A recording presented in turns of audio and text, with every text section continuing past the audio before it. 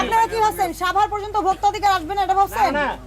এটা ভাবছেন? না। তাহলে আপনি ভোট বের করেন। আর এখানে 52 টাকা খরচ করছে, 60 টাকা বেচতেছেন। যেটা সত্য ম্যাম সেটা বলছি, কিন্তু এই যে কিছুদিন আগে না ম্যাম 2300 টাকা কিনা ছিল, ঠিক আছে? কিছুদিন আগে বেশি ছিল সেটা তো আমিও জানি। আমরা লোকসান দিচ্ছি ম্যাম, কোনটা দেব? এখন কি বেশি লাভ করে বিক্রি করতেছেন নাকি ওই লোকসানকে পূরণ করবেন? না ম্যাম। তো আপনারা যে যার যার মতো মূল্য নির্ধারণ করতেছেন, আপনার কর্মচারীও মূল্য নির্ধারণ করতেছে, আপনিও করতেছেন, কিন্তু কোনো ঘোষণা নাই কারোই। পণ্যের মূল্য তালিকা প্রদর্শন করতে হয়, আইনে বলা আছে 1 বছরের জেল, 50,000 টাকা জরিমানা। তো সেই মূল্য তালিকা ভেঙে গেছে, আপনি এটার উপর বসে দিন কাটাচ্ছেন, তাহলে তো আর লাভ হলো না। তাহলে কি করতে হবে? হলে জেল খাটতে হবে, নাহলে পূর্ণ মূল্য তালিকা বানায় তৈরি করে নিয়ম মেনে ব্যবসা করতে হবে।